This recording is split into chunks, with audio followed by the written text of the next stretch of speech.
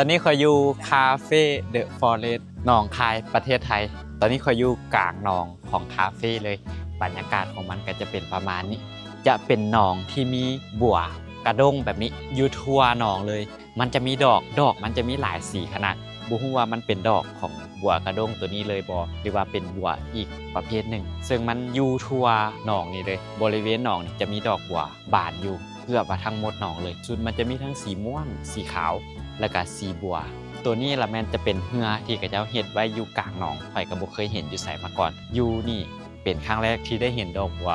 กระด้งหลายแบบนี้รูปปั้นที่อยู่ทั้งหลังข่อยตัวนี้จะเป็นไฮไลท์ของคาเฟ่บอนนี่เลยบ่ว่าไผก็ตามที่มาบ่ว่าจะเป็นคนลาวเองคนไทยก็ต้องมาถ่ายรูปอยู่จุดนี้เพราะว่าเป็นไฮไลท์ของคาเฟ่แห่งนี้เลยแล้วก็เป็นภาพที่เวลาเขาถ่ายออกมาแล้วเขาก็จะเห็นแบ็คกราวด์เป็นรูปของคนคือกะว่าสีจูบกันตอนนี้ข่อยกำลังย่างมาทางหลังรูปปั้น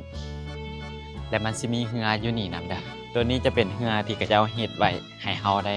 ถ่ายรูปอยู่กลางหนองเลยเวลาเฮามานั่งอยู่นี่ก็สิได้ฟิลประมาณนี้เลยถ่ายรูปเฮาก็สิเห็นบัวกระด้งนี่เต็มอยู่ทั่วหนองเลยโคตรงามเป็นภาพที่สวยงามอีหลีและในระหว่างทางที่เฮาย่างพระเจ้าก็สิเฮ็ดเป็นร้านแบบนี้เป็นร้านให้เฮาย่างไปถ่ายรูปแบบใกล้ๆกับบัวกระด้งแล้วก็สิมีเสือกที่กระเจ้าทักสานกันแบบนี้คล้ายๆแบบเป็นปีนางถ่ายรูปก็ได้คือกันแล้วก็อยู่อ้อมข้างข่อยเนี่ยจะมีบัวกระด้งเต็มไปหมดเลยนี่บัวกระด้งตัวนี้แมนเฮาบ่สามารถลงไปเหยียบได้เด้อเพราะว่ามันบ่สามารถทำน้ำหนักคนได้แต่ว่าทำน้ำหนักเล็กๆน้อยๆได้คือข่อยตั้งแก้วกับเจนได้ประมาณนี้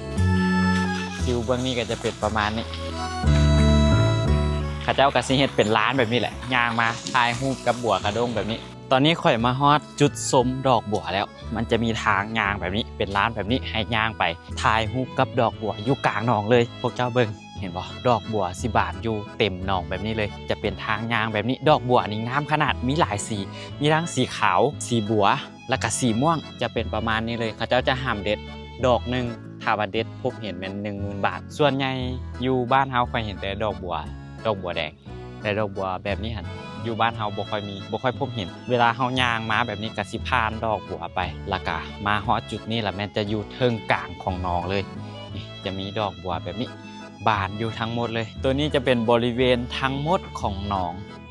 จะเป็นประมาณนี้แล้วก็มีรูปปั้นอยู่กลางหนองแบบนี้ตลอดทางย่างก็สิเป็นประมาณนี้เลยทุกมุมของสวนตัวนี้แม่นก็จะตกแต่งได้